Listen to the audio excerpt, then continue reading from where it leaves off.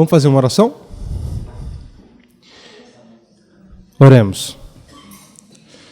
Pai querido, nós temos corações agradecidos por tudo que o Senhor tem feito aqui, em nosso meio, em nossas vidas. Nós agradecemos pelas reflexões, agradecemos porque certamente vamos sair daqui com algo diferente para que possamos viver para a glorificação do Teu santo nome. Nós te pedimos que o Senhor possa nos iluminar nesse processo de palestra, iluminar as nossas mentes, abrir os nossos corações e que em tudo aqui o Teu nome venha a ser glorificado também. Nós dependemos de Ti em tudo que fazemos, então mais uma vez nós te pedimos a Tua direção.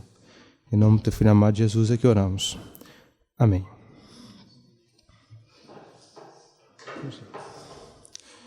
Queridos, essa palestra parcialmente foi ministrada na abertura das atividades dos Amigos de Labri Sul em Novo Hamburgo. O título era Reflexões sobre Espiritualidade Cristã, uma integração entre ortodoxia, ortopraxia e ortopatia.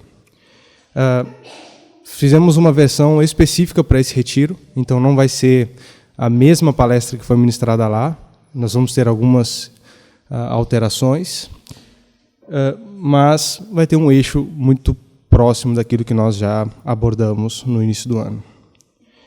O título, Ortodoxia, Ortopraxia e Ortopatia, é um pouco assustador, né?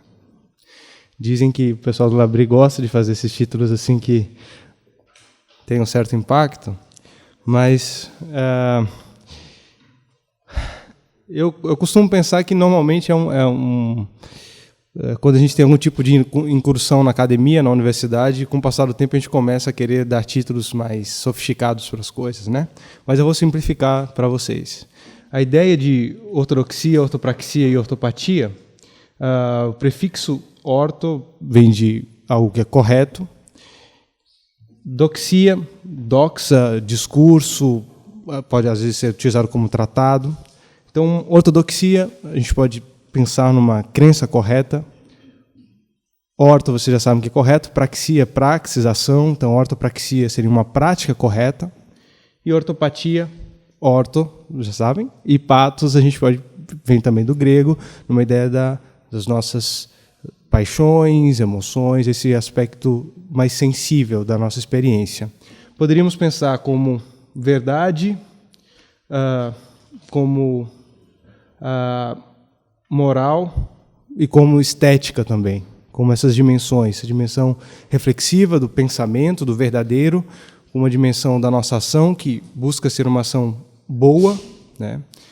E como a dimensão da vida que envolve a estesis, a estética, as nossas percepções da beleza. Então a gente pode imaginar também essas dimensões nesses três aspectos. E já adianto para vocês, um spoiler, que a nossa tese é que uma espiritualidade cristã, a verdadeira espiritualidade, necessariamente parte de uma integração dessas três dimensões. E que quando nós as separamos e queremos viver parcialmente, nós vamos ter alguns problemas e nós vamos discutir um pouco sobre esses problemas, né? Bem, eu vou fazer uma introdução, porque quando a gente fez essa palestra, uma das perguntas principais era: Daniel, mas como a gente vai viver essa vida cristã tentando equilibrar a ortodoxia, a ortopraxia e a ortopatia? E esse era o assunto da segunda palestra, né, parte 2. E essa é a introdução que eu vou fazer aqui agora. A parte da integração entre ortodoxia, ortopraxia e ortopatia só tem sentido se nós tivermos uma compreensão adequada da vida cristã. Se nós tentarmos, com as nossas próprias forças, fazer esse tipo de integração, normalmente a gente vai ter insucesso nesse processo. Os dois livros base, um deles que deu título para a nossa palestra e para o nosso retiro, que é A Verdadeira Espiritualidade, do Francis Schaeffer, junto com esse, a indicação que a gente recebeu também no Labri, é a leitura da Obra Consumada de Cristo. Esse livro é muito importante, então quem puder ler os dois, a obra consumada de Cristo complementa muitas discussões que o Schaeffer traz na verdadeira espiritualidade, aprofunda os aspectos teológicos da leitura de Romanos. Então é uma obra muito importante, eu vou tentar trazer alguns trechos aqui para a nossa fala. Bem, nós precisamos entender em que momento nós estamos nesse processo histórico, né? A gente costuma dizer que estamos no hiato entre o já e o ainda não. Nós fomos salvos, mas nós estamos ainda em um processo que se concluirá com a vinda de Cristo e com a ressurreição dos corpos, se nós já estivermos na eternidade, ou, enfim, já passamos por esse processo de transformação. E aí, é bem interessante, porque a gente tem o costume de pensar a salvação sempre como algo passado. E o Schaeffer tem uma construção bem importante de que a gente tem que compreender a salvação como um processo dinâmico que tem passado, que tem presente e que tem futuro. E nós temos que entender que nós estamos no presente e devemos viver esse presente. Às vezes nós achamos que a salvação se deu no momento que nós levantamos as mãos e aceitamos a Jesus, fizemos alguma confissão pública nesse sentido, e que agora o que nós estamos vivendo não é um processo de salvação. Não, nós continuamos no processo redentivo, no processo de salvação, que é o processo do agora. Então nós estamos no já e no ainda não, nós estamos nesse hiato. E aí, para pensar um pouco sobre esse momento, eu trouxe essa pintura de um pintor francês do século XVII, chamado Nicolas Poussin. O título é Os Judeus Recolhendo o Maná no Deserto. E, para mim, essa ocorrência traz uma luz muito importante e adequada sobre como Schaeffer pensa o modo como nós vivemos esse momento presente. Os judeus tinham saído do Egito, Deus tinha livrado, e é interessante porque o momento no deserto era um momento em que eles tinham saído fisicamente do Egito, mas o Egito ainda estava dentro do coração deles. Então Deus vai fazendo um processo de transformação a fim de que eles pudessem chegar de forma adequada à Terra Prometida. E nesse processo de transformação, Deus foi se revelando para eles e eles foram se revelando também. O coração deles foi se revelando. E hoje a gente falava sobre a importância do deserto. O Werner trouxe uma reflexão belíssima nessa manhã sobre isso. E o deserto ele é muito importante porque ele revela para a gente quem nós somos. Às vezes temos uma compreensão um pouco diferente quando todas as circunstâncias à nossa volta são talvez controláveis e tranquilas, mas o deserto escancara para a gente as nossas limitações e como a gente depende de algo que transcende a nós mesmos, né?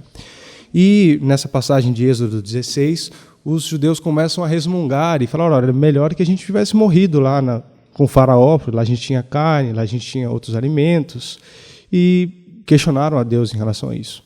E aí Deus vai prover o alimento para eles, com codornize e maná celestial.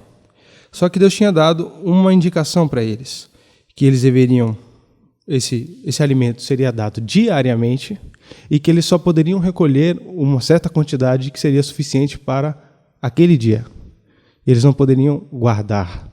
Se eles guardassem, aquela comida iria apodrecer. Alguns fizeram isso e, de fato, o alimento apodreceu. O único dia que eles poderiam pegar a mais era no sexto dia, pegavam dobrado, porque o sétimo, que era o dia de descanso, eles não iriam fazer essa atividade, comeriam o que eles já tinham colhido antes. E aí, nos passa uma ideia de que, com a nossa queda, e vivendo já nesse contexto de depravação total, nós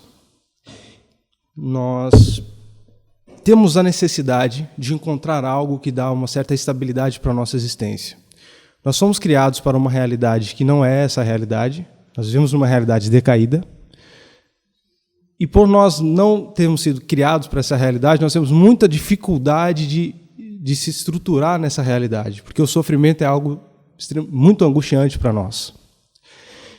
De forma que, de alguma se nós não tivermos cuidado, nós podemos estabelecer outras situações, ou o que é o processo de pagão de estabelecer ídolos, para que funcionem como Deus nas nossas vidas, mas como projeções nossas, e assim nós estabilizamos a nossa existência, né? E os judeus, eles tinham encontrado no Egito alguma forma que dava um sentido para eles. Eles tinham alimento, tinham um certo tipo de proteção, mas eles viviam na escravidão. Então, mesmo sendo escravos, eles tinham uma certa segurança, e eles não queriam abrir mão dessa segurança. E Deus estava chamando eles para viver uma vida de dependência, e não de uma segurança a partir da força humana. Então, essa ideia de Deus alimentar o povo no deserto nos dá a compreensão da providência de Deus que sustenta e não a própria força do braço deles. E isso é algo muito importante para a verdadeira espiritualidade, que é viver uma vida baseada na providência de Deus. O alimento ele era dado de forma diária. Então, basta cada dia o seu mal. Nós temos que estar atentos ao momento presente. O alimento era dado de forma suficiente, então era o contentamento para passar aquele dia e não ter a necessidade de acumular. Daniel, há problema em si acumular? Não há problema em si acumular, mas provavelmente Deus sabia que se eles acumulassem, eles iriam estabilizar as suas expectativas no acúmulo de riquezas e não em Deus. E Deus queria que eles estabilizassem todas as expectativas da vida deles nele. Por isso a importância de não acumular, não juntar. Então, nesse sentido, é importante para nós pensarmos que a vida cristã é uma vida baseada na providência de Deus, em que por mais que nós tenhamos talentos, forças, capacidades, elas são sempre insuficientes e a nossa dependência última deve ser em Deus. Pensar nesse caráter diário dessa providência de Deus. Então não é algo automático do tipo, eu faço a feira do mês e faço logo o agradecimento a Deus da feira do mês, aí eu não preciso orar todo dia para agradecer, né? Porque eu já fiz a oração da feira, está resolvido, né? Não é assim.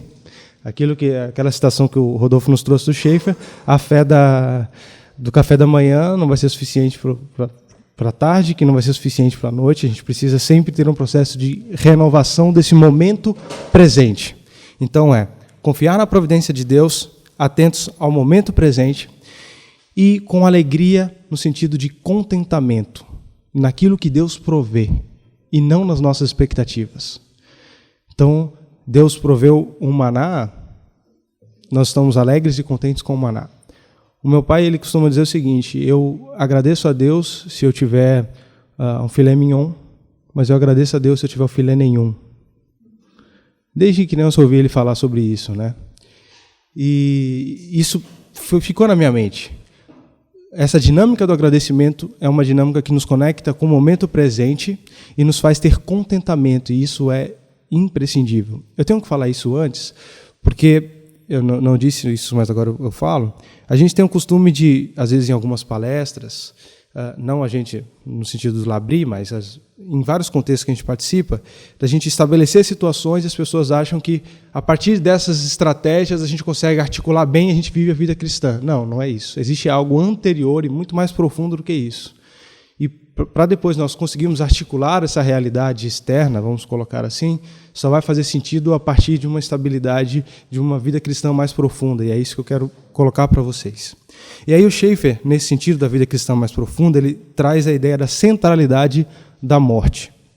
E aí eu quero ler com vocês, eu acho que eu não trouxe a minha Bíblia, Romanos capítulo 6, versículo 8. Alguém poderia me emprestar, por gentileza? Romanos capítulo 6, a partir do versículo 8. Tem?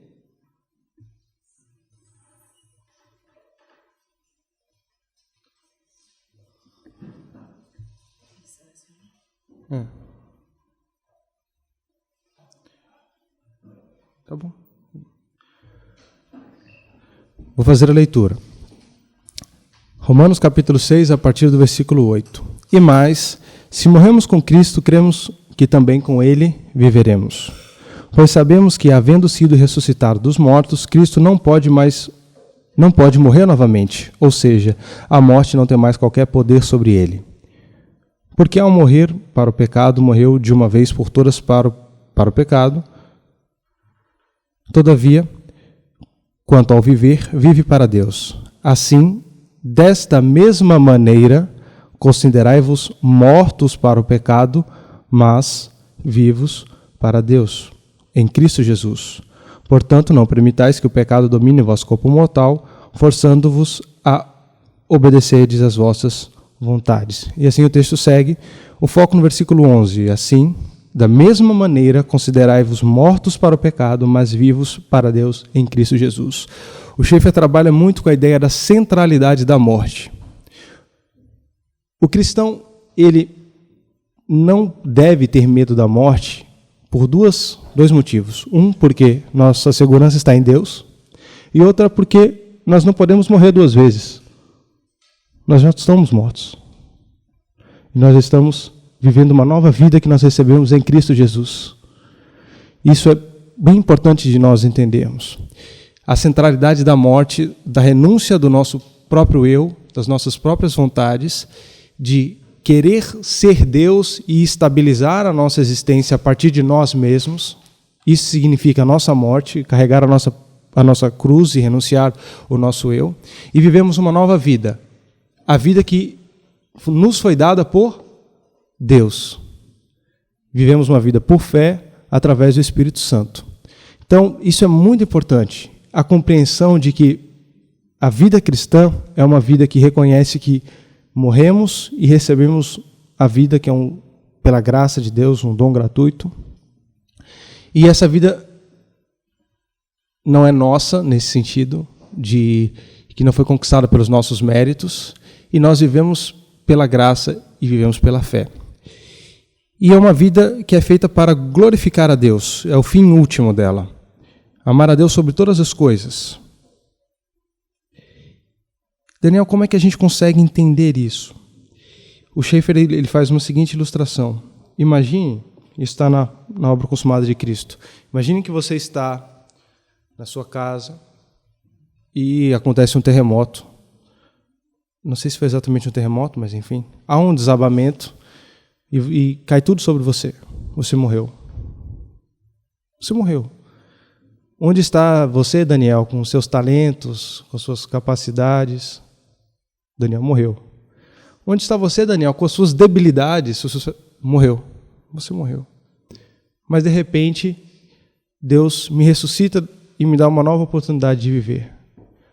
E agora eu tenho que viver com essa compreensão de que eu já morri para tudo aquilo. E que toda a minha vida agora só faz sentido em Deus e para Deus. Isso é muito importante. E para mim, pessoalmente, foi muito legal, porque a gente sempre pensa a morte, essa renúncia do eu, num sentido negativo, no aspecto de que eu vou renunciar àquilo que me afasta de Deus no aspecto pecaminoso. Então, se eu mentia, eu devo deixar de mentir. Se eu furtava, vou deixar de furtar, e assim subsequentemente. Mas o Schaeffer vai dizer que a morte do eu não é apenas para os aspectos de fragilidades pecaminosas, mas é, sobretudo, para todas as nossas habilidades que nós consideramos importantes. Então, se eu acho que eu canto bem, eu tenho que entender que eu morri para isso. E eu estou vivendo para Deus e para aquilo que Ele tem para mim. E ele dá um exemplo de uma cantora, estava numa igreja, e todos, olha, você tem que cantar no grupo de louvor. E engraçado que, às vezes, as dinâmicas comunitárias nos forçam a isso, né? Olha, não, você canta muito bem, então você tem que estar no louvor e tem que estar lá na frente. E, às vezes, a pessoa acha que realmente ela tem que estar lá na frente e, de alguma forma, ela valida a vida cristã dela a partir daquela performance. Então, tem algumas pessoas que, se não fazem determinadas ações na igreja, elas entram em crise, porque a identidade delas está ligada ao fazer. Então, olha, se eu não toco, eu não sei, Deus acho que não está se agradando muito de mim, porque eu não estou tocando no louvor, eu sempre toquei no louvor e tal. Não, nós temos que entender, é claro que não no sentido de não vou fazer nada, é no sentido de que nós temos que estar dispostos para aquilo que Deus quer que a gente faça, independente de qual seja talvez o nosso maior talento para aquele momento. Então, mesmo que alguém tenha uma habilidade musical muito grande, pode ser que para um certo trabalho, Deus não queira que você exerça a tua habilidade musical e você tem que fazer uma outra atividade. E isso não deve ser triste para você, do tipo, poxa Deus, o Senhor me deu um talento, né? Se eu estou fazendo isso, eu estou querendo reforçar o meu eu, mas eu tenho que entender que eu morri para isso. Então, se Deus está me chamando para trabalhar na limpeza da igreja, mesmo sendo um ótimo cantor, eu tenho que fazer isso com a maior alegria possível, porque eu não estou vivendo mais a minha vida, eu estou vivendo a vida que Ele me deu. A partir desse processo de santificação.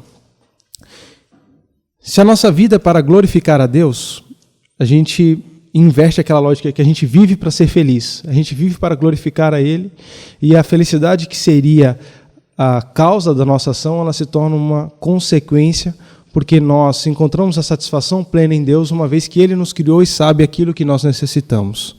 Então nós vivemos para a glória de Deus, e não para sermos felizes, mas nós encontramos contentamento de forma consequencial.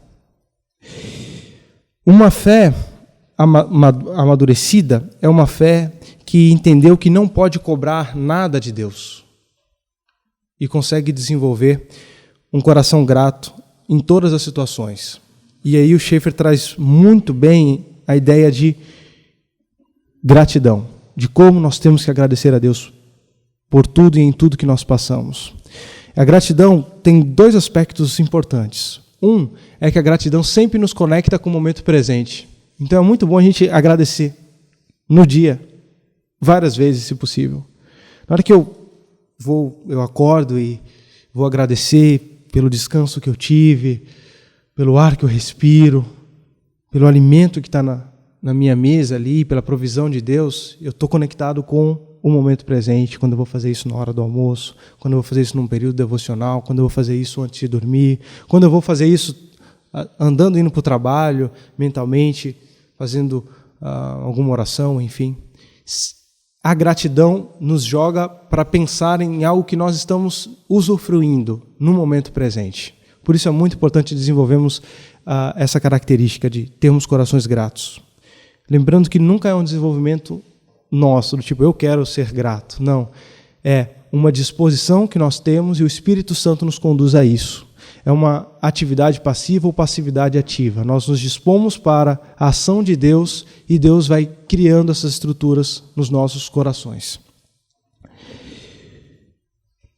A gratidão também nos lembra uma coisa importante, que nós não damos conta da nossa realidade. Nós dependemos de Deus. Então, toda vez que a gente para agradecer, a gente está reconhecendo, Deus, obrigado porque o Senhor me concedeu isso. E aí a gente coloca no seu devido lugar, nós nos colocamos no nosso devido lugar. Porque na hora que eu reconheço que é de Deus que eu necessito, Deus ele se torna Deus na minha vida. E não eu, o Deus de mim mesmo. Então a gratidão é muito importante porque nós experimentamos esse aspecto de Deus ser Deus nas nossas vidas. Daniel, mas isso é muito simples. Isso não é simples, é a nossa dificuldade desde Adão e Eva. O pecado original foi isso. O que eles queriam era se tornar iguais a Deus. E foi um pecado dos dois, né? Provavelmente, quando isso é uma hipótese, mas é uma hipótese que eu acho bem válida, quando a serpente estava conversando com Eva, é muito provável que Adão estivesse próximo. E ele foi omisso em relação à responsabilidade que ele tinha dado por Deus, que não deveria comer, e aceitou também. Então foi um pecado compartilhado. Na hora que aceita comer do fruto para ter o conhecimento e ser igual a Deus e não mais morrer, o que é que o homem está dizendo? Eu quero autonomia. Eu quero ser o Deus nessa relação. E a gratidão nos faz lembrar que quem Deus é e quem nós somos. Isso é fundamental na vida cristã. A todo tempo nós somos tentados a querer nos colocar no lugar de Deus para controlar as situações à nossa volta e isso nos trazer uma certa estabilidade, mas uma estabilidade falsa. E aí quando a gente entrega toda a nossa vida nas mãos de Deus, a gente começa é engraçado, a padecer e passar por situações difíceis de provação. A gente, poxa, mas agora que eu estou vivendo, Deus. Mas é isso mesmo. É a gente entender que por quaisquer situações que venhamos a passar, Deus sempre estará conosco E por mais que nós não venhamos entender os propósitos dele naquele momento, ou talvez durante toda a nossa vida aqui na Terra, nós temos a certeza que Deus está no controle de todas as coisas e que a providência dele se dá. Eu gosto muito do conceito de abandonar-se à providência divina. Eu me abandono de mim mesmo e aceito a providência de Deus sobre a minha vida. Isso não é feito apenas uma vez. Isso deve ser renovado diariamente. Porque eu volto a dizer, a nossa natureza pecaminosa está querendo inverter essa relação. Todos os dias. Se eu não tiver cuidado, eu me estabilizo com alguns trocados que eu tenho no banco, com um bom emprego que eu tenho, relações de amizade, algum reconhecimento. Então, todos os dias eu tenho que lembrar que eu tenho que morrer para mim mesmo e viver a nova vida que recebi em Cristo Jesus, através do poder do Espírito Santo que me conecta com a obra consumada de Cristo. Isso tem que ser uma dinâmica diária e intencional. A vida cristã é uma vida que é vivida dessa forma, não de forma mecânica, mas de forma sempre reflexiva e crescente nesse aspecto de dia a dia, de permitir que Deus possa ser Deus nas nossas vidas, conectados ao momento presente através da dinâmica da gratidão. E isso é muito importante, porque tanto a ortodoxia, como a ortopraxia, como a ortopatia, como nós vamos colocar, podem se tornar ídolos na nossa vida e substituir o lugar de Deus. Então, quando a gente entende, primeiro, que nós temos que morrer para nós mesmos, viver essa nova vida em Cristo, com uma atitude de gratidão, por fé, poder do Espírito Santo, a partir disso, nós vamos colocar a nossa ação no mundo, as nossas sensações no mundo e a nossa reflexão sobre a verdade nesse mundo no seu devido lugar. Mas se nós não fizermos isso, é muito provável que nós tenhamos dificuldades, porque a gente... eu vou trazer uma citação do Schaeffer, a gente substitui o Deus da verdade apenas pela verdade e a gente fica sem o Deus e sem a verdade. Quando nós pensamos que a relação se dá num nível meramente teológico, não, eu tenho a crença correta e tal, e há um aspecto muito mais intelectual de autossatisfação nesse sentido, e não numa teologia que nos reconecte ou que nos aproxime de Deus, a gente fica sem Deus e fica sem uma teologia adequada. Sim, sim. E aqui tem uma citação do Schaeffer. Deixa eu ver onde é que está. Acho que é a primeira aqui. Da obra consumada de Cristo, que ele fala exatamente isso. Não há qualquer outra verdade ou forma de compreender o universo. Quando as pessoas jogam fora o Deus da verdade, a verdade desaparece como um todo. E tudo o que resta são os conjuntos de opiniões, deuses e prazeres pessoais. Então a nossa reflexão sobre Deus deve ser uma reflexão que nos aproxime, que nos ligue a Ele, e não apenas que fique num certo nível intelectual de abstração. Se fizermos isso, nós vamos ficar sem Deus e sem a verdade também. Lembrando que, se não me engano, era o Calvino que dizia que nós éramos como uma fábrica de ídolos. E nós temos constantemente que dar conta disso. A gente olha o passado e sempre pensa em idolatria no sentido de esculturas, de imagens. Não. Na realidade, como nós somos uma fábrica de ídolos, quanto mais aumenta a complexidade, mais aumenta as possibilidades de nós criarmos ídolos diversos. Então, se compararmos com os cristãos dos tempos bíblicos, hoje nós temos muito mais possibilidade de erigirmos ídolos nas nossas vidas. E nós temos que ter cuidado em relação a essa tentação. Seguindo, eu queria apresentar para vocês algumas frases que demonstram essa relação parcial dessas três dimensões: da beleza, da verdade, do bom, e que não é incomum de ouvirmos em ambientes cristãos. Uma delas diz assim: a verdade não é um conceito, mas uma pessoa. Eu iria refutar essas frases depois, mas já vou fazer isso agora, para a gente seguir o nosso cronograma, pelo horário. Quando eu vi essa frase pela primeira vez, teve um impacto assim na minha vida, né? Nossa, a verdade não é um conceito, é uma pessoa, a verdade é Cristo. Então, esse pessoal que pensa muito na verdade, assim, não, sabe, é uma questão relacional, é muito mais profundo, assim. Tu tem aquele primeiro impacto, assim, sedutor, né? O que vocês vão perceber nessas frases é que essas frases elas não são erradas na sua totalidade, mas elas têm partes equivocadas, mas como elas ampliam esse espectro daquilo que é equivocado, elas se tornam incorretas. É como se nós tivéssemos uma régua de 0 a 100, eu recortasse só de 0 a 10 e falasse que toda a realidade é 0 a 10. Então ela tem fragmento de verdade, mas não a verdade em sua expressão maior, né? Por mais que nós não tenhamos a verdade em sua totalidade aqui, nós temos o que o Schaeffer coloca de verdade verdadeira. Então, esse deve guiar a nossa reflexão. Então, penso, não precisa ter um discurso verdadeiro sobre Deus. Deus é algo que transcende toda e qualquer reflexão. E nós cantamos isso, né? Nas rádios tem uma música que fala que ninguém explica Deus, ninguém explica. Então, é algo que foge, não há explicação nesse sentido. Não é verdade. Apesar de falar da verdade. De fato, Jesus Cristo é o caminho, a verdade e a vida. Nesse sentido, isso é correto. A verdade é uma pessoa, mas a verdade também se apresenta de forma proposicional. Porque nós só conseguimos saber que Cristo é a verdade porque nós temos uma narrativa discursiva proposicional que nos faz reconhecer e entender quem Cristo é. Então, existe a verdade nesse sentido relacional, que é Cristo, mas existe a verdade no nível proposicional, o discurso verdadeiro.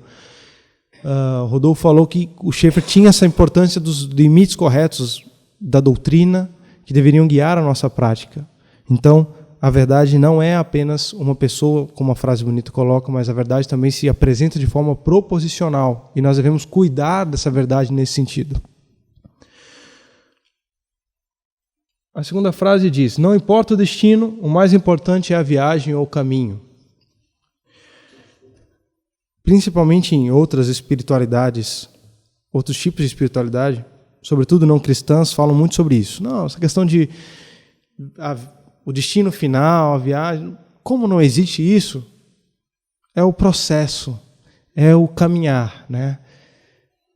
Também não é correto. Nós entendemos que existe uma espiritualidade aqui agora, como nós temos falado do momento presente, mas essa espiritualidade não pode ser vivida sem história e sem a esperança do porvir. Então nós vivemos o momento presente, mas lembrando que a salvação tem passado, presente e futuro. Então o momento presente só faz sentido porque há um passado, e que é um passado verdadeiro, e porque nós temos uma esperança que nos ajuda, nos fortalece nessa caminhada. Então nós poderíamos dizer que o destino é tão importante quanto a viagem é tão importante quanto o destino ou vice-versa. Há uma complementariedade. O que vale é aquilo que lhe faz sentir-se bem. Sobretudo nesse contexto de desigrejados, o pessoal fala muito isso. Olha, eu estou procurando uma igreja assim que, sabe, me sinta bem, assim, confortável. E essa validação pelas sensações, essa validação estética que nós temos, olha como é interessante isso. É um aspecto do nosso tempo, mas que muitas igrejas ou instituições religiosas, elas entendem essas dinâmicas temporais e constroem estruturas para atender isso. Então, como elas sabem que as pessoas estão muito validadas por essa questão das sensações, essa questão estética, então elas fazem, olha, a gente vai abrir uma igreja no bairro X, a gente vai fazer primeiro uma pesquisa sobre conhecimento do público, depois a gente vai ver o que é que eles gostam, o que é que dá sensações de prazer para eles. Eles gostam de bancos de assado, gostam de iluminação, meia luz, então, não gostam de coisa muito enfática, de pecado, sangue, essas coisas assim, não, tá meio assim, não, vamos, ótimo, isso aqui que faz sentir bem, a gente tem que ter uma excelente comissão de recepção na igreja, pessoal bem arrumado, sorridente, tem que ser bem treinado, né? Sabe? Boa noite, você está na igreja XX dos Anzóis e tal. É um prazer muito grande recebê-lo. Fique à vontade, sabe? Aquela coisa meio aeromoça, assim, né? Preparada, aquele discurso assim e tal. Se você quiser usar o banheiro, é logo à direita, sabe? Não sei o quê. Venha que eu vou te levar ao seu assento e tal. Eu não estou dizendo que nós temos que receber mal as pessoas, entendam bem, assim. Eu estou dizendo que você cria estruturas artificiais para atender isso aí e gerar boas sensações, né? E isso pode ser feito mascarando a profundidade do Evangelho. E aí você pode ter até contextos eclesiásticos que crescem muito baseados nesse sistema de contemplar as expectativas das pessoas, independente se as expectativas não as conectam num nível mais profundo com Deus. O que nós poderíamos dizer é que, e nós vamos ver depois, que as percepções que nós temos, as emoções, não devem ser o aspecto último das nossas decisões, apesar de que eu vou apresentar que entendo que às vezes elas são importantes até no nosso processo de decisão, mas elas não podem ser unicamente aquilo que nos faz decidir por algo. Mas nós não podemos suprimi-la da nossa experiência cristã, de modo algum. Uma espiritualidade verdadeira, ela deve ser integral no sentido de envolver o homem em todas as dimensões da sua vida. A dimensão da reflexão teórica, vamos pensar assim, da verdade, a dimensão da sua ação concreta no mundo e a dimensão da beleza, a dimensão das sensações e percepções. Com a depravação total, todas essas...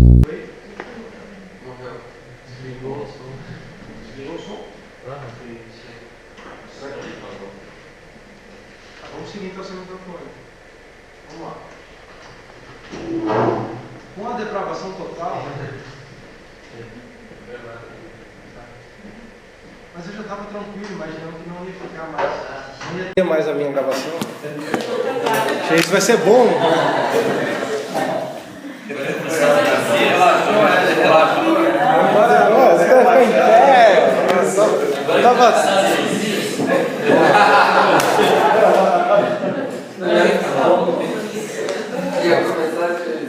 Eu falei, males que vem para bem, né? Mas vamos lá. Eu estava comentando essa questão de que nós não podemos suprimir... lembrei. Com a depravação total, todas essas dimensões da gente... todas essas dimensões foram afetadas.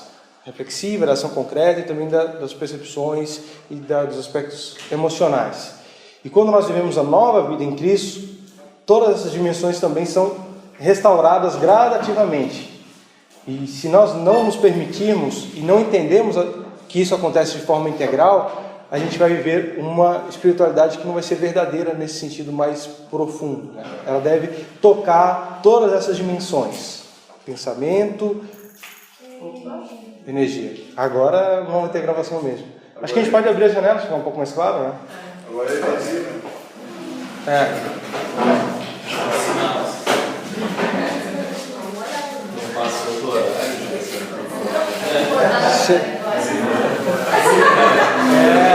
A gente não falou só até as 10? Não, acho que não. Seus créditos só acabaram.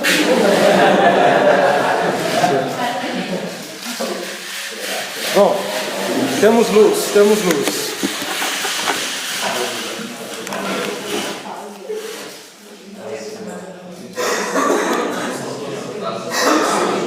Uma outra frase muito... Acho que fica muito pequeno, né, para vocês verem.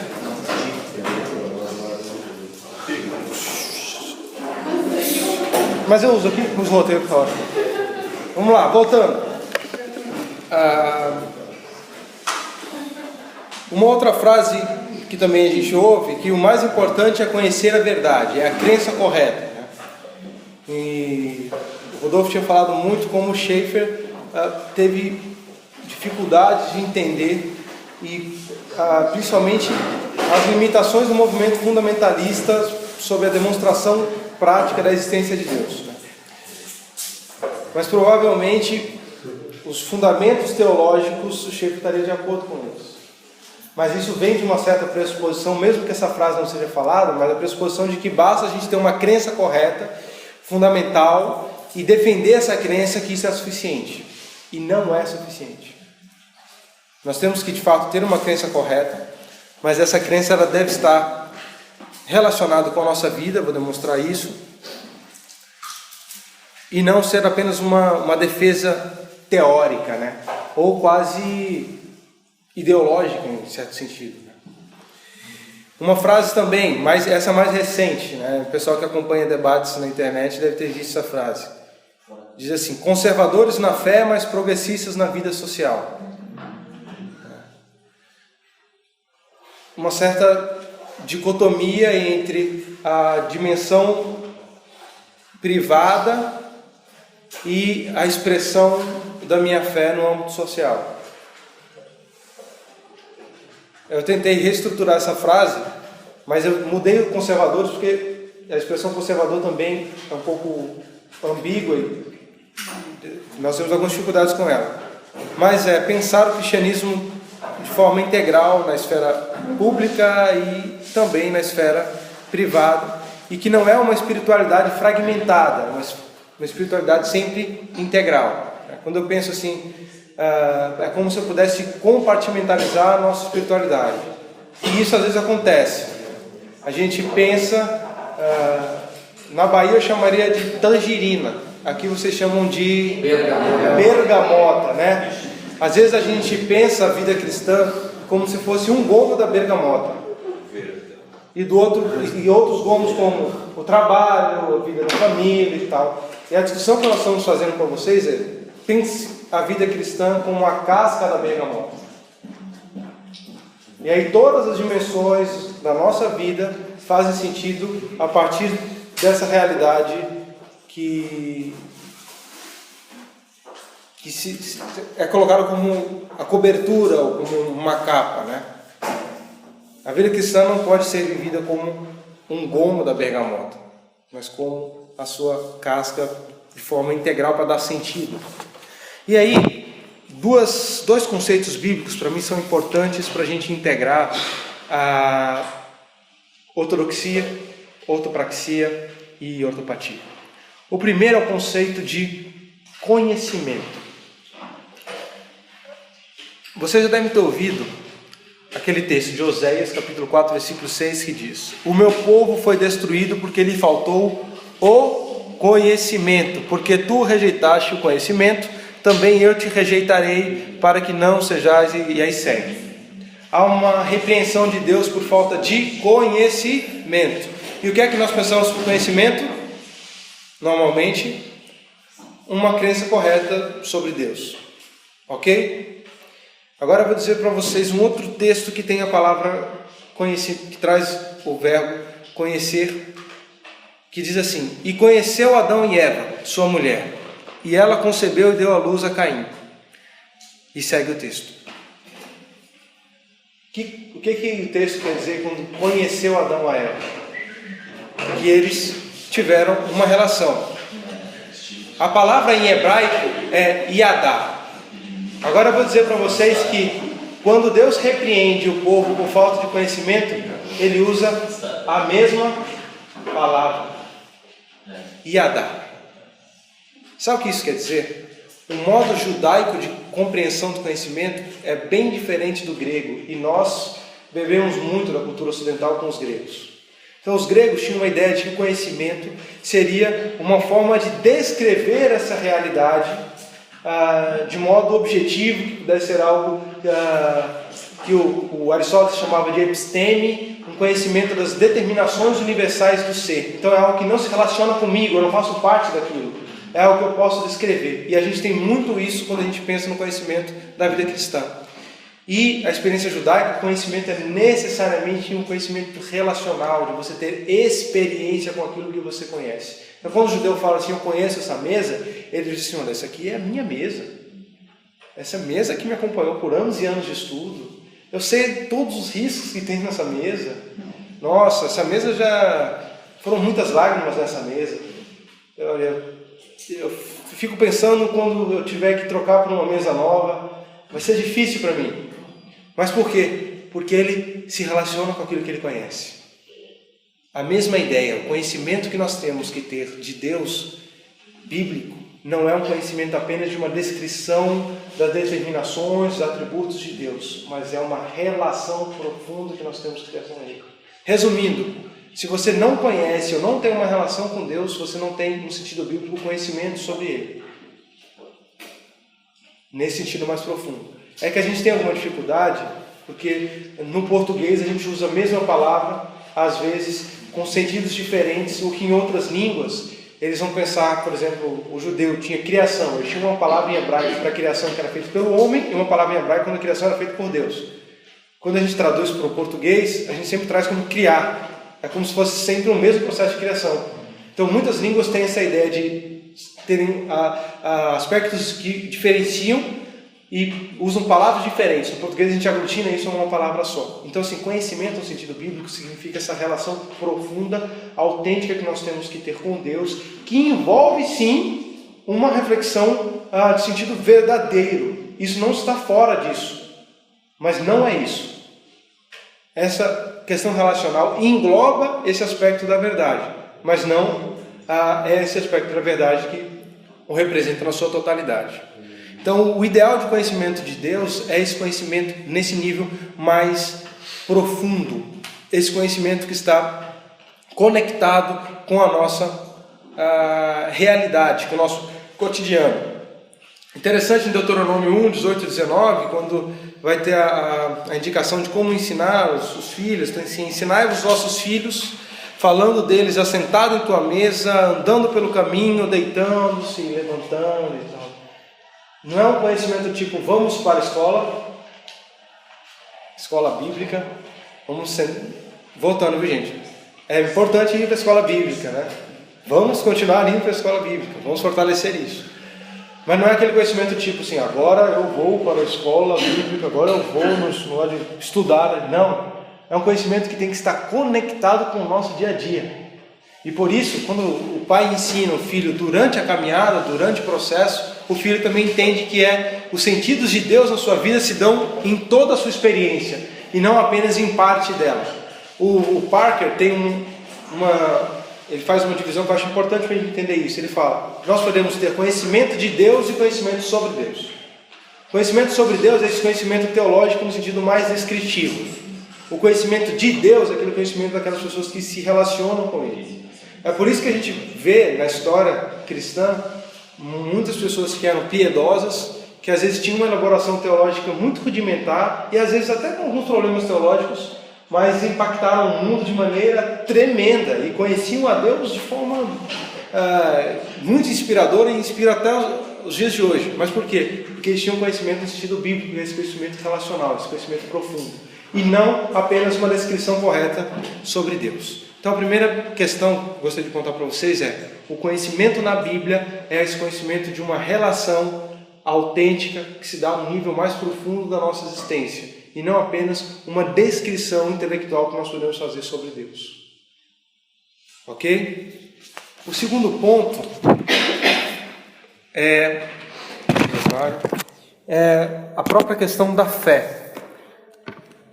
Deixa eu ver se eu consigo ligar isso aqui. 17. Do grego pistes, do hebraico emuná, a gente tem uma ideia de que a fé também é uma forte crença racional em algo. Então, eu tenho fé que eu vou conseguir aquele emprego, e aí a gente já mistura isso com pensamento positivo. Então eu tenho que pensar que aquele emprego é meu, e isso é ter fé, e eu tenho que reforçar isso determinando alguns momentos por dia. Deus, aquele emprego é meu, sabe? E tenho que materializar isso, sim, né? Eu não posso pedir para Deus um emprego, eu tenho que pedir para Deus um emprego descrevendo: Deus, eu quero um emprego na empresa X, para o cargo Y, para ganhar tanto, com cargo horário é tanto. Gente, isso não é brincadeira. Existem livros sobre oração que ensinam que a oração tem que ter esse nível de especificidade, assim, para Deus. Se você colocar, eu quero a bicicleta, barca tal, pneu tal, aro não sei o que, e seguir. E você tomar posse daquilo já é viver como se aquilo fosse verdade. Então, assim, eu já vim de um contexto eclesiástico que as pessoas davam testemunho antes de receber. Eu estava comprando gasolina e nem tinha o carro. Entendeu? Isso não é incomum. Isso não... Mas estou aqui dando testemunho, porque é meu parente e tal, e ele está doente, mas assim, como eu sei que a doença não vem de Deus, e Deus vai restaurar, então eu já estou dando testemunho para a glória de Deus, tá? Aí no dia seguinte eu descobre que a pessoa morreu. Já dá o dízimo do salário que quer receber. Isso também tinha, Mas o engraçado é que isso ninguém faz, né? Isso é engraçado, se o Arthur falou, isso ninguém faz, né? Senhor, eu quero aquele emprego de 10 mil reais, já vou aproveitar e começar agora a dar o dízimo na igreja.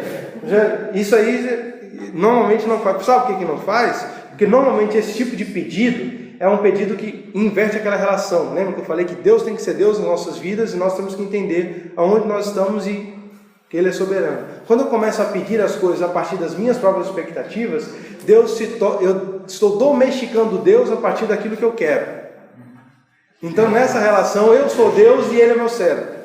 E aí por que eu não vou tirar esse dinheiro? Porque como eu quero satisfazer o meu próprio eu, doar para a obra é uma coisa que normalmente essas pessoas têm dificuldade de fazer. E aí qual é a estratégia para que essas pessoas doem na igreja? A estratégia é fazer um discurso que reforce essa atitude egoísta. Doe, porque se você doar, você vai receber em dobro. Olha! Esse é o investimento que eu precisava. Entre mais, a gente colocava no livro do dizimista e o missionário lá, o Valdomiro, e os 12 diáconos iam levar para o Monte Carmelo. Então a gente estava pagando as festas dos caras em Israel. Sim, ó. O livro do dizimista. Imagine, você faz todo um discurso em que aqueles que dão vão receber muito mais e a pessoa continua vivendo um tipo de espiritualidade em que ele é Deus na relação. Uma espiritualidade inautêntica, incorreta. A fé nesse sentido de pistes e de emuná tem muito a ver com fidelidade e muito a ver com a confirmação prática daquilo que você crê. Então eu tenho fé em Deus, eu tenho a promessa da salvação, tenho a promessa que o Espírito Santo estaria comigo todos os dias da minha vida. Eu vivo essa verdade. As pessoas olham para mim e conseguem identificar. Daniel, ele está vivendo aquilo que ele acredita.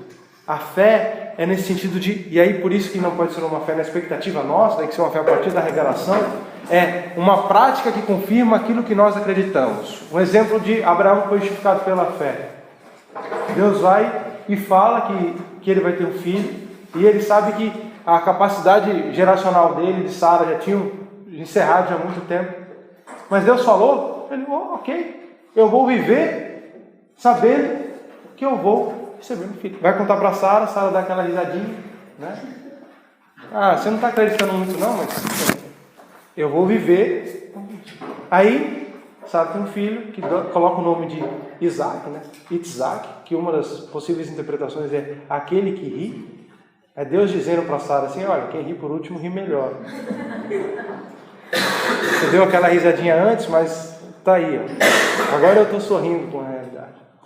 Olha que interessante. Deus vai e pede para que Isaac seja sacrificado. Abraão continua com a mesma fé. Qual era a fé? Que Deus tinha a capacidade de dar a vida a uma capacidade, mesmo quem não tinha mais possibilidade de gerar vida. Então, provavelmente na cabeça de Abraão era, tranquilo, eu vou levar, porque Deus pode ressuscitá-lo, como Deus pode me dar um outro filho. Então eu vou ter a fé, a minha fé continua a mesma, e eu vou ter uma prática que comprova a minha fé.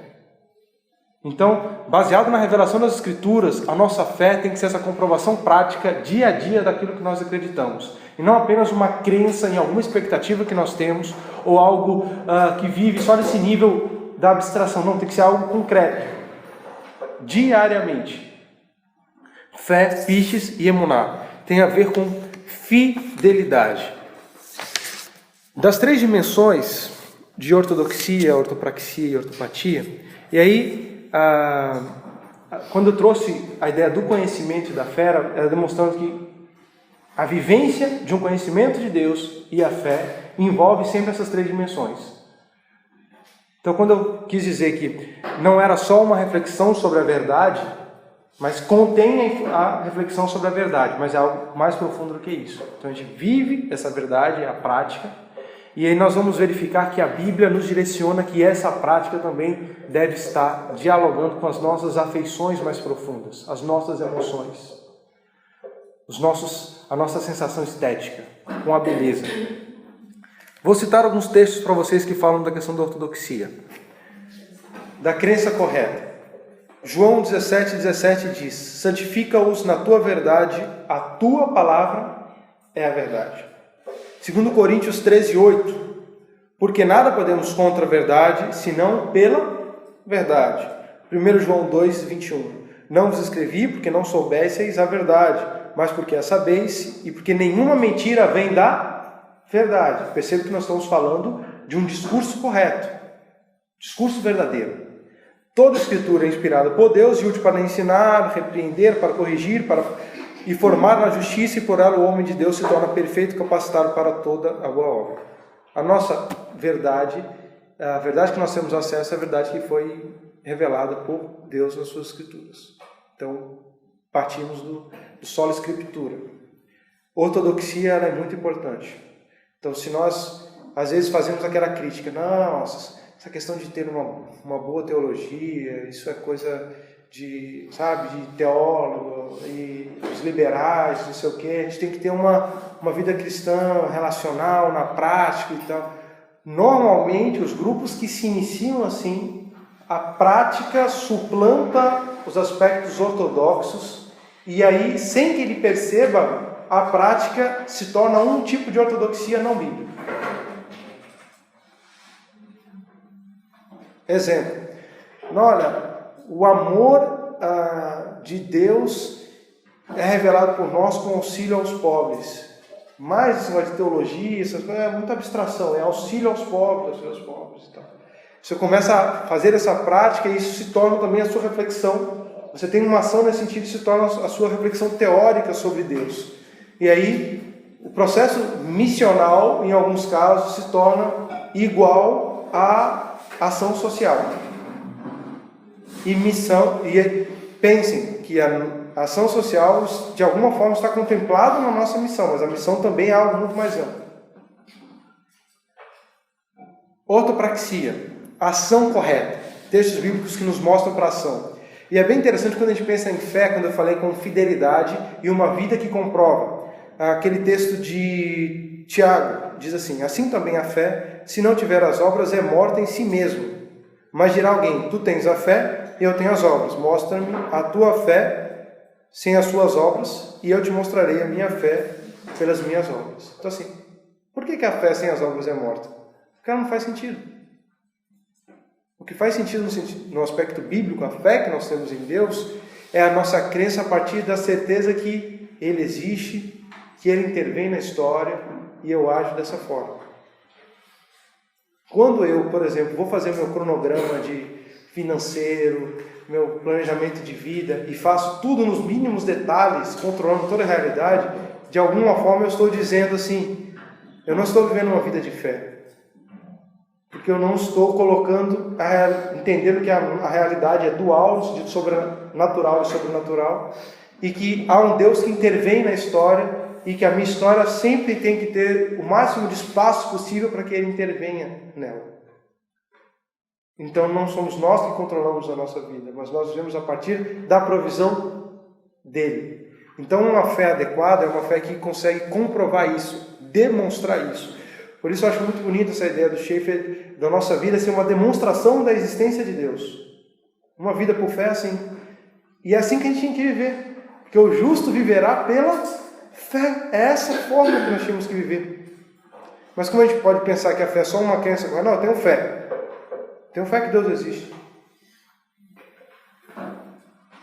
Desculpa, mas não é isso. Muitas pessoas podem passar a vida dela todas crendo que Deus existe, até crendo que Deus intervém, mas não vivendo uma relação que comprove isso. Então ele pode ser até um teísta ou um deísta teórico e um ateu prático. E nós temos muitos cristãos que são ateus práticos.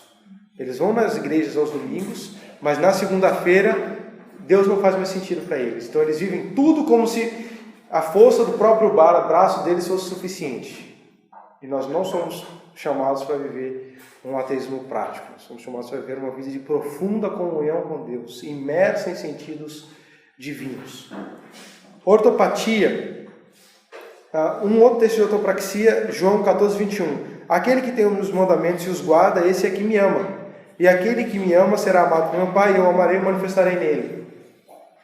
Se nós amamos a Deus, nós temos fé em Deus, nós temos uma prática que revela isso. Nós morremos e recebemos uma nova vida. Essa nova vida, agora recebi uma nova vida para ficar aqui, tranquilo, assim, de boa. Estou fumando meu cachimbo e tal, na Bahia tomando uma água de coco. Não. Nós recebemos uma nova vida para viver boas obras, para fazer a vontade de Deus. Então não é uma vida de passividade, é uma vida de passividade no sentido de sem atividades, né? Por isso que a ideia de, esse céu contemplativo, meio paradão. Não, o reino de Deus é cheio de vida, assim. Quando eu fui me deparando com isso foi maravilhoso para mim, assim. Começar a olhar a minha existência cheia de Deus, assim, nas coisas mais simples, assim. Entendendo toda a minha existência como um milagre. Sabe aquela questão de você... às vezes a gente sai de casa, tem um acidente de carro, perda total, aí a gente vai na igreja. Irmãos, eu tenho um testemunho. Saí de carro, não tenho seguro, não tenho nada, não sei o quê. O carro deu perda total, mas eu estou bem. Deus seja louvado, não sei o quê. E às vezes a gente sai de carro, volta para casa inteiro, e com o carro a gente nem agradece. Agora eu vou falar para vocês, na prática, é melhor voltar com o carro, você e o carro. Então eu deveria agradecer mais quando eu voltei com o carro e bem. Mas eu nem agradeço. Porque a gente naturalizou esse processo. E a gratidão deve nos tirar dessa naturalização do real, para a gente começar a ver tudo como providência de Deus. E o nosso coração se enche de alegria nesse sentido. Ortopatia, dimensão dos nossos afetos, paixões, emoções. Isso é muito importante. Provérbios 12, 10 diz: o justo tem consideração pela vida dos seus animais, mas as afeições dos ímpios são cruéis. Romanos 12, 15: alegrai-vos com os que se alegram, chorai com os que choram.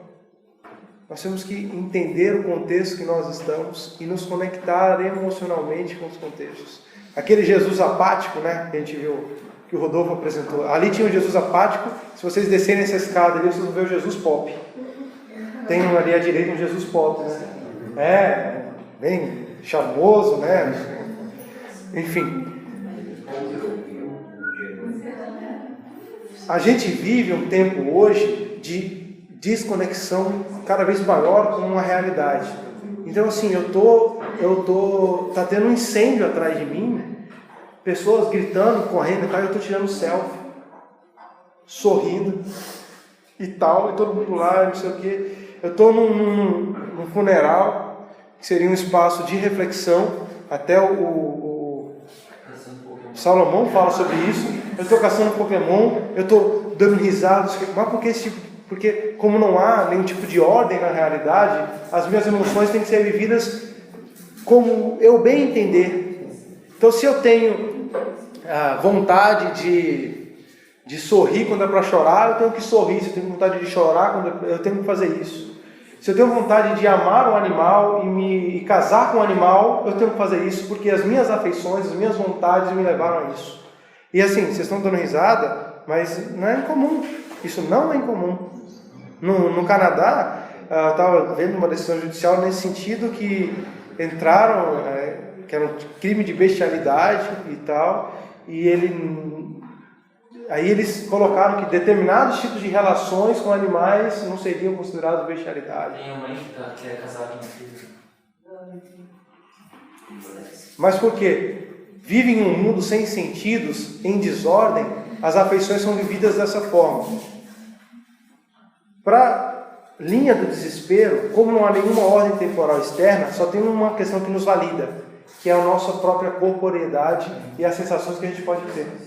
Por isso que você vai ver aquelas escolas francesas, tipo Foucault e tal, toda essa linha de corpo, de sentidos e tal. Isso aí é para eles não caírem numa linha de desespero que a vida ficaria sem sentido total. Porque assim, como nós somos criados por Deus com uma vida cheia de sentido, a vida para a gente sempre tem que fazer sentido. Então, se a gente quer ser um niilista, a gente cria uma estrutura de pensamento sem sentido para viver uma vida sem sentido.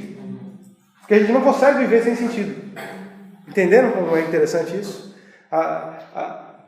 Nós somos impulsionados pela nossa estrutura a dar sentido à nossa realidade.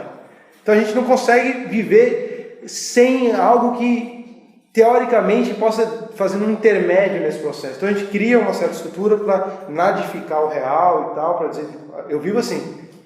Só que o sem sentido é a partir de um sentido. Compreenderam? Demais textos, já marchando para o final. Alegrai-vos com os que se alegram, chorai com os que choram. Todos os dias continuavam se reunindo no pátio do templo, partiam o pão às suas casas, juntos participavam das refeições com alegria e sinceridade de coração, louvando a Deus e tendo a simpatia de todo o povo. Imaginando, a gente ficou bastante antipático, né? O nosso evangelicalismo ficou bastante antipático. As pessoas, às vezes, querem se afastar de nós. Quando eu leio um texto assim, eu fico imaginando uma simpatia. Deve ser legal estar no meio desse povo, né? Deve ser um povo alegre, sorridente, assim, pra cima, né? A gente quer, quando a gente tem um colega assim, a gente gosta de estar junto com eles, porque eles parece que nos inspiram. Não, é tão bom estar junto com o Kenani, ver o sorriso dele e tal. É assim que tem que viver a vida cristã. Claro, vamos ter sofrimentos, vamos ter lutas, não vamos negar, vamos passar isso aí, mas ter essa simpatia e transmitir essa simpatia. Texto final, de sorte que haja o mesmo sentimento que houve também em Cristo Jesus, que, sendo em forma de Deus, não teve por usurpação ser igual a Deus, e que segue. Esse texto é interessantíssimo, porque a tradução como sentimento também é uma tradução um pouco deficitária, porque o termo grego é frônesis, e é uma das formas de conhecimento que Aristóteles coloca, que os gregos tinham essa lógica da frônesis, e Aristóteles foi um dos que mais sistematizou isso no livro chamado Ética Nicômaco. Ele coloca que nós podemos conhecer por episteme, que seria o conhecimento científico, as determinações universais daquilo que existe, a tecne, que seria o conhecimento da técnica, que era o saber fazer, é um conhecimento operacional sobre a realidade, e ele vai falar da frônesis, que é uma espécie de sabedoria prática, que nós só aprendemos com a vida e que está relacionada às nossas ações e relações humanas. E aqui entra a questão da moralidade. Então a frônesis é algo muito mais profundo do que assim, tendo o mesmo sentimento que está baseado com uma crença correta e isso está profundamente arraigado em mim. Assim. Então a vida cristã tem que ser essa vida integral, onde a gente vive de acordo com a revelação das Escrituras, com uma prática que demonstre isso e com afeições, sentimentos que também são com amores que são direcionados por uma ordem criacional que Deus estruturou no universo. Muito importante pensar que essas três realidades elas têm que trabalhar juntos de forma equilibrada. Mas às vezes, e como eu falei para vocês, o problema, eu posso transformar cada uma em um ídolo. Até a crença correta pode me cegar e me transformar em alguém que tem um cristianismo estéril. Eu posso ter uma prática, às vezes até muito boa, ser um ótimo benfeitor, mas eu já estou colocando aquilo como um mérito para mim. Como eu posso validar a minha experiência com Deus apenas pelas sensações? Então eu vou para a igreja e falo, ai Deus, hoje tu não falou comigo, eu não senti aquele arrepio, não senti um vento no meu cangote, tal coisa do tipo, né? Não, sabe? Agora, às vezes a gente vai estar no nosso quarto orando, a gente vai estar na igreja e aquilo vai mexer profundamente com as nossas estruturas emocionais. Vai acontecer. E não precisa falar, ai meu Deus, eu acho que eu vou chorar. Não, pode chorar. Chora à vontade na presença de Deus. Como vai ter dia que tu vai orar e você fala, parece que Deus está em silêncio. Mas não é, Deus está em silêncio. Vai ter dias que Deus vai estar em silêncio mesmo. E assim, Deus ficou já centenas de anos em silêncio em relação a Israel. Então, assim, se a gente ficar alguns dias com Deus em silêncio, não se atemorize, não ache que você está errado, mas é porque Deus tem a sua própria dinâmica de agir. Ele não é servido por mãos humanas, nós não podemos domesticá-lo a partir da nossa realidade. Essas três dimensões devem ser vividas de forma equilibrada. Mas o que eu queria colocar para vocês é que, às vezes, uma dinâmica pode ressaltar, e dependendo de como ela ressaltar, isso pode ser positivo. Então, eu quero dizer o seguinte, por exemplo, o perdão. Às vezes, nós não sentimos uma emoção adequada para perdoar, mas nós temos o mandamento de perdoar. E provavelmente vocês já experimentaram isso. Decida perdoar e perdoe. E haja a partir daquele perdão. Você vai perceber que os dias vão se passando, as suas afeições e as suas emoções vão se adequando àquilo, e de repente você já está se relacionando com aquela pessoa como antes. Então, às vezes, uma dimensão não está ainda muito bem ajustada, a outra pode ajudá-la para que você equilibre. Às vezes a gente tem uma sensação de fazer uma coisa boa, e aí a nossa mente, alguém está precisando de alguma coisa na igreja, algum irmão ali, você tem um dinheiro guardado, não tem nenhum objetivo daquele dinheiro, aí tu sente aquele negócio, vou ajudar esse irmão. Aí na mesma hora já vem tua mente, cara, aquela poupança, aquela viagenzinha. E se você perder o emprego no mês que vem? Você é concursado público, concurso público, 20 e poucos anos, estabilidade, eventualmente você pode perder emprego, pode ter um golpe de Estado, você perder emprego, alguma coisa assim, já que a gente sabe que o concursado não tem tanto valor, quem tem valor é o político, porque ele pode ser ladrão e sempre pede voto, então ele é honesto, então a lógica é mais ou menos nesse sentido, Mas assim, às vezes a gente tem aquela sensação correta, não, vou ajudar. Mas aí vem a nossa razão, da nossa natureza pecaminosa, que às vezes quer nos colocar no controle de novo nessa relação com Deus. Aí fala, será? Agora esse dinheiro, outra pessoa vai e ajuda. Mas aí você, olha para a revelação da Escritura, esse meu sentimento está adequado. Dava para assinar o Brasileirão com esse dinheiro. Dava para assinar o Brasileirão com esse dinheiro. Então assim, a partir de um sentimento, de uma afeição que já é correta, você, eu vou fazer isso. Mas lembra, é quando uma dessas dimensões já está adequadamente correta e madura, ela pode ajudar uma outra interface para que também se ajuste e você possa viver nesses três contextos. Então pensem, a verdadeira espiritualidade ela tem que ser vivida na totalidade. Então, desculpe ficar esse exemplo meio engraçado, da bergamota, assim, mas eu acho que ele é bem didático. Pensar na vida espiritual como uma casca da bergamota e dando sentido a todos os gomos que seriam os possíveis departamentos da nossa vida, Centralidade da morte, a nova vida em Deus, a vida que é vivida pela fé, de atividade passiva. Então, não é o nosso esforço.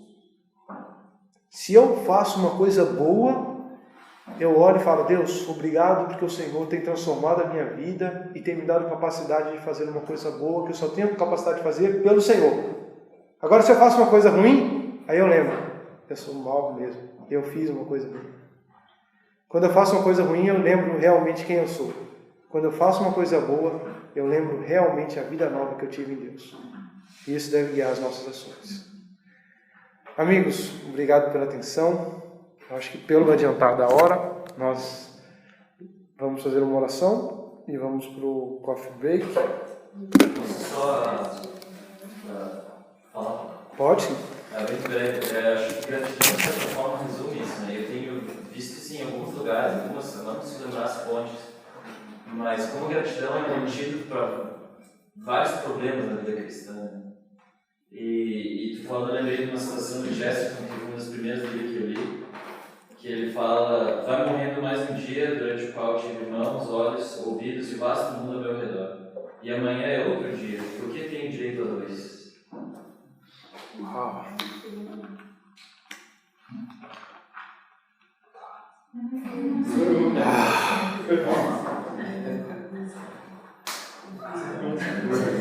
Meu Deus. Alguém quer fazer alguma outra colocação ou alguma pergunta? Fique à vontade. Mas eu ia comentar, algo que falou, até foi engraçado, porque eu estava falando sobre isso no café da manhã, a hora que falou sobre Abraão, né? E Isaac, a atitude de Abraão.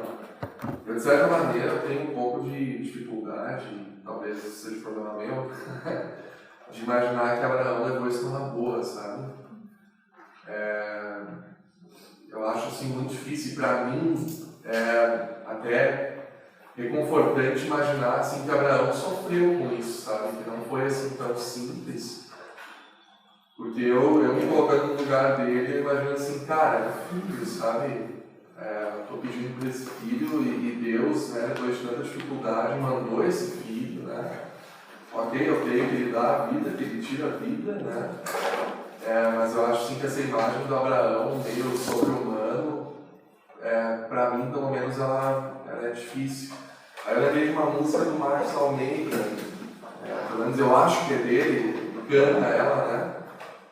Que é aquela Toda Dor é por Enquanto, né? Que ele fala num momento assim, vem completando a obra que se faz agora misturada na dor, que é por enquanto. Né? Então eu vejo assim que a gente pode sofrer e sentir dor e até talvez reclamar, né, para Deus de certa maneira, mas crer que, bom, a hora dele está aí, de novo volta àquela questão do quadro inteiro, né? Às vezes a gente só consegue ver um pontinho, mas tem o quadro inteiro e está no controle do quadro todo, né? Então, ok, isso aqui é dor, é difícil, mas eu creio, eu sei do quadro inteiro, né? Então, sei lá, eu queria comentar assim, não sei. Não, excelente comentário. E é claro que a citação de Abraão foi para exemplificar algo, mas o mais provável é que tenha sido muito difícil para ele. Então, assim, quando a gente coloca isso, não quer dizer que a vida cristã vai ser uma vida fácil, que nós vamos viver tudo isso em plenitude, que vai ser tranquilo, viver uma vida de fé. Não, é extremamente difícil, porque é uma luta interior muito grande.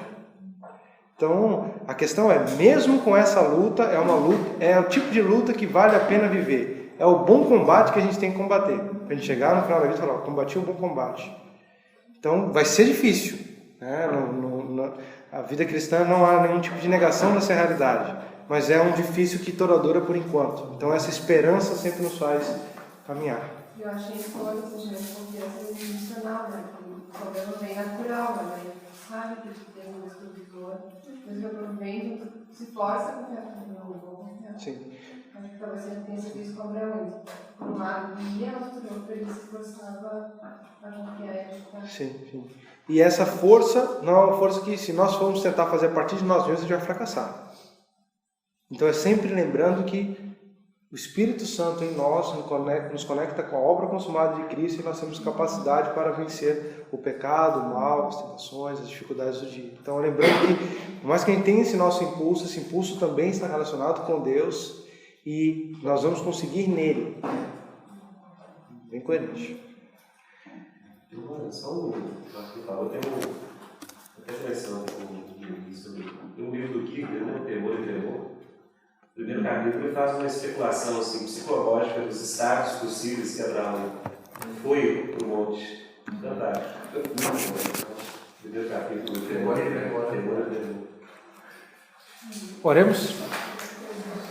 Senhor Deus, nós te agradecemos por esse momento de reflexão. Nós queremos te pedir que o Senhor nos capacite a cada dia a viver uma vida cristã profunda, verdadeira, autêntica, que cada dia seja uma oportunidade ímpar de termos corações agradecidos a Deus pela providência, por tudo que temos, por tudo que somos. Possamos lembrar que a vida que nós estamos tendo agora foi uma vida que o Senhor nos deu, e nós estávamos mortos, nossos delitos e pecados, e a partir disso possamos continuar buscando ao Senhor através do Espírito Santo para que essa morte também seja constante, essa morte do nosso eu, essa renúncia pessoal, para que Cristo venha viver em nós. Nos dê também sabedoria para compreender essas dimensões da realidade, da crença correta, da ação correta e também das afeições corretas, que tudo isso possa nos dar, ampliar os nossos sentidos no mundo e ser também uma demonstração da tua existência e de que tu és um Deus que intervém na história, um Deus que é Emmanuel, é Deus presente, Deus conosco. Nos agradecemos pelo coffee break e já te pedimos pelo culto de logo mais. Em nome de Jesus que oramos. Amém. Amém.